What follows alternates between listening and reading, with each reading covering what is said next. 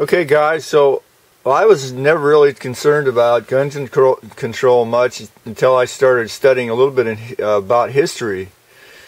And so basically, if you study the sort of Armenian history, you'll find that much of Armenia was wiped out as soon as the government decided they were going to control guns. And you know, who's orchestrated this? Supposedly there are like 8 or 10 people in the world that control everything, the global elite, and they want to reduce the population so they'll have more resources, is what I understand.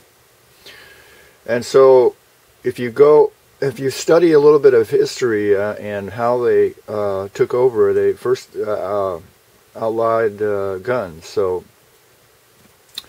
in Armenia, there was a huge massacre. If you study, and I'll show you a link to a video that will show you the history. It's on YouTube.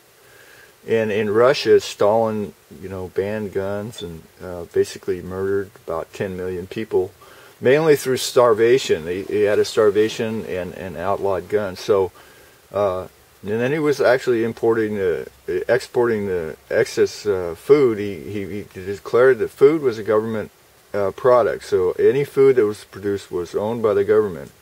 And they would ship the food over to United States. Were we lucky? Anyway, basically in Russia, under Stalin's control, about 10 million people died.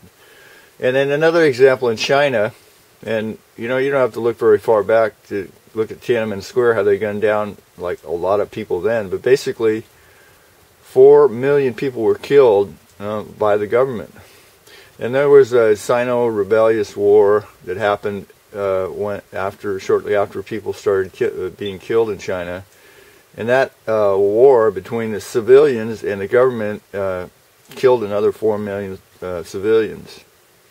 A total of 35 million people were killed in China by the communist government. And then, of course, everybody knows about Germany and Hitler. And so, basically, Hitler banned guns and decided to then later attack the Jews. Anyone who was rebellious to the idea of Hitler's agenda would be killed. And that was like 3 million people were killed. They were just opposed to the idea of going out and killing the Jews. And a total of 21 people were murdered under Hitler's tyrannic rule. And so these people had no way to fight back, basically.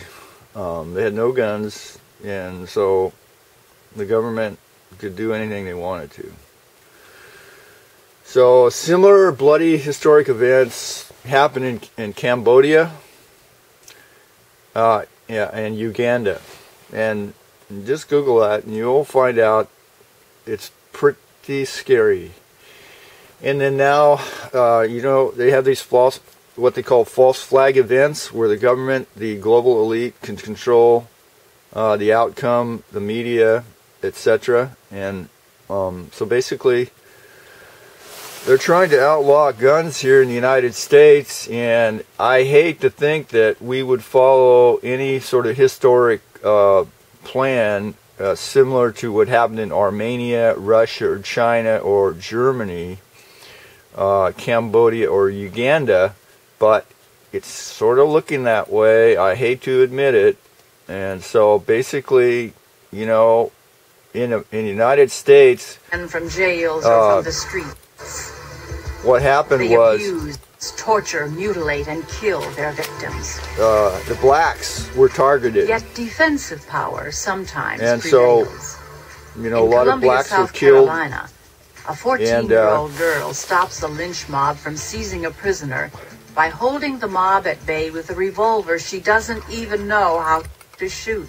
So today, lynchings are a thing. Yeah, so it's pointing out here that basically if someone has a gun, they have a certain amount of control of their destiny.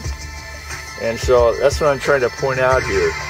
And so purchase a gun basically, from a licensed dealer, and even now you must reveal your race. You know, they're making you they're going to make you register your guns. And another group of people is stripped of its weapons with tragic consequences. You are. From the first arrival of Europeans on North American shores, the time relations comes between whites for and them natives, to called take Indians, greater control have been uneasy. of the populace. As settlers push further into Here's Indian another lands, example that the situation boils. in the United States, each side commits and accuses the other of committing the government, atrocities. you know, in 1864, banning US the Army guns troops to gunned the down natives. 150 Cheyenne Now these are and Arapaho the native members people at that were Sand here Creek, before even the Colorado people territory. came over from England. Most of the dead are women, children, and old people. You know, and so inevitably, the better armed it's getting whites pretty scary overpower because it's the right tribes. here in the United States. Near the end It's of not, the century, desperate you know, the Indians of many Holocaust tribes in adopt Germany. a new religion. It's not if they Tiananmen perform a Square certain in ritual China. called the ghost dance, It's like looking the like whites will right be here magically in swept the away. good old In late 1890, United the States. ghost So, dance sweeps the guys, reservations of the Lakota Sioux. um, Whites fear the Lakota are planning a war and try it's to time to force start the doing ghost something. dancers to You know, halt. make your own kind of Although many Sioux give videos up or their whatever. religion, Let people know. some bands refuse. Now, I would suggest The army forming is called groups. in There's to actually, I transport think, the ghost dancers out of the territory. In December 1890, you know, so the yeah, last form your band of groups, get dancers together, was like-minded pinned and people, wounded and Wounded let's not get sucked Ordered by into the this army, deal. they hand And so over thanks a for few dozen watching, rifles. and be Believing aware, the man. whites planned to kill them,